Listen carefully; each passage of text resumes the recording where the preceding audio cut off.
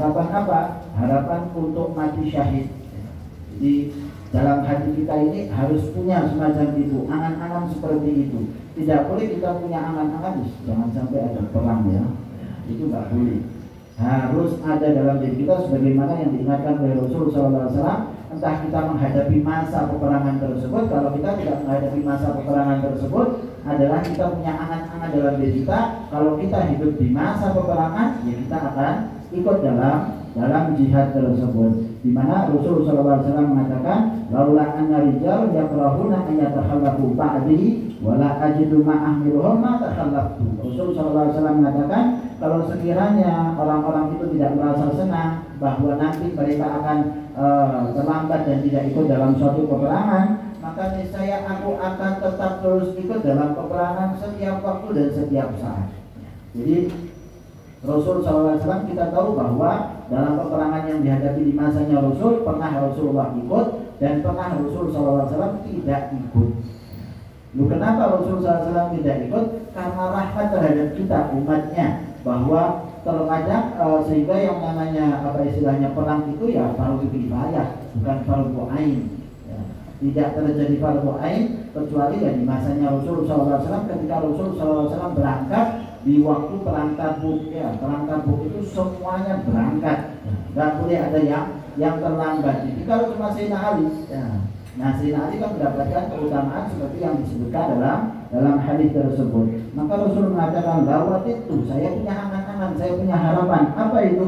Yaitu terbunuh dalam jihad di jalannya Allah Subhanahu Wa Taala, lalu dihidupkan, lalu terbunuh lagi, lalu dihidupkan, lalu terbunuh lagi, lalu dihidupkan, lalu terbunuh lagi. Ya, keinginannya Rasul Shallallahu Alaihi Wasallam untuk mati syahid, menunjukkan keutamaan orang yang mati syahid yang luar biasa didapat oleh mereka.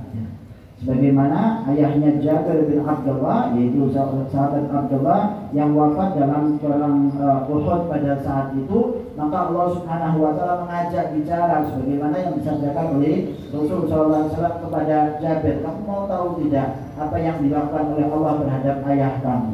Apa ya Rasulullah? Allah ngajak bicara sama Abdullah ini. Wahai Abdullah, kamu mau apa? Minta apa? Diberi, mau dikasih oleh Allah Subhanahu Wa Taala. Maka sahabat tadi Abdullah ini mengatakan, saya ingin kau hidupkan lagi aku di dunia dan biar aku mati syahid lagi. Dari lihat banyaknya keutamaan yang didapat oleh orang-orang yang mati syahid. Kemudian juga orang hendaknya punya tamani al-khair, punya tamani kebajikan untuk berbuat amal soleh. Rasul mengatakan, kalau saya punya satu gunung Uhud ya berupa emas, maka tentu aku akan sedekahkan. Gak akan aku simpan kecuali 1 dinar saja, saya siapkan untuk hutang kepada Rasul Shallallahu Alaihi Wasallam. Menunjukkan bagaimana beliau Shallallahu Alaihi Wasallam berkeinginan untuk memberikan sedekah kepada orang-orang yang ada di sekitarnya. Kemudian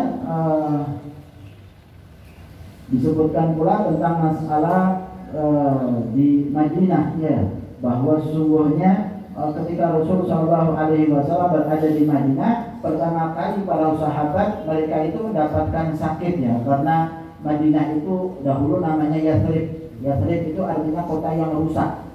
Kenapa? Banyak penyakit di situ, wabah di tempat tersebut, sehingga ketika datang para sahabat, maka pada saat itu sahabat sakit, Sayyidina Abu Bakar sakit, Sayyidina Bilal sakit, maka mereka kemudian mengumpulkan satu syair, alaika syi'ri hal abitana lailatan biwadin wa haili idhirub wa hauli idhirub wa jalilu. Dia mengungkapkan syair-syair rindu sama kota Makkah, mengungkapkan syair-syair bahwa saya ini pinginnya satu malam di kota Makkah, padahal sudah sampai di Madinah. Maka ini diungkapkan kepada Rasul Sallallahu Alaihi Wasallam oleh Sayyidatina Aisyah. Maka didoakan oleh Rasul Sallallahu Alaihi Wasallam untuk dipindahkan penyakit wabahnya ke kota Juhfah dan dijadikan mereka lebih cinta kepada kota Madinah lebih daripada cintanya kepada kota Makkah, sehingga mereka menjadi nyaman tinggal di kota Madinah. Kemudian berangan-angan juga untuk mempunyai ilmu Al-Quran, ya, sebagaimana disebutkan tidak ada hasud seseorang itu kecuali kepada 2 orang, yaitu seseorang yang diberikan oleh Allah Al-Quran dan dia membacanya siang dan malam. Dan yang lain adalah seseorang yang diberi harta oleh Allah Subhanahu wa Ta'ala, dia nafkahkan harta itu di jalan Allah Subhanahu wa Ta'ala siang dan malam. Maka kita punya hasud kepada dua orang ini boleh. Hasud yang di sini yang dimaksud adalah ribah, ya, bukan hasud yang berkeinginan untuk hancurnya nikmat yang diberikan oleh Allah kepada mereka. Tapi ribah itu apa?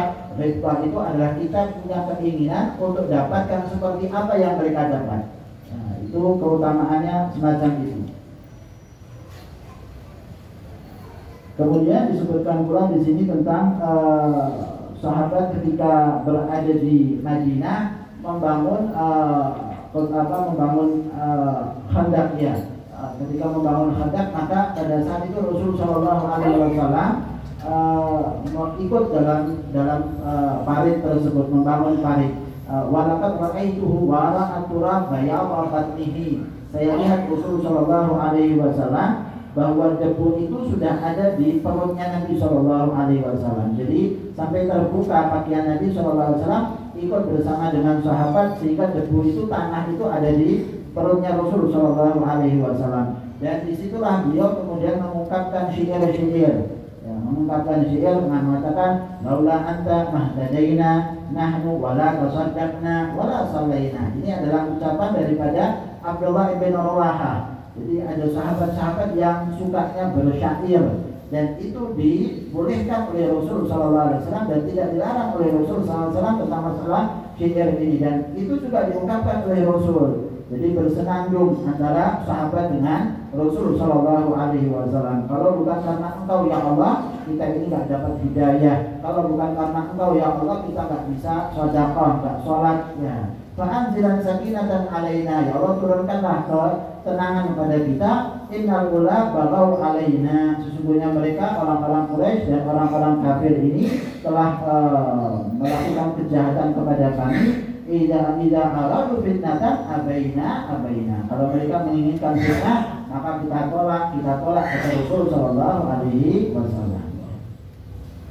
Kemudian seseorang hendaknya tidak berkeinginan untuk berharap adanya perang, begitu ya. Kalau dia teman nilai ketika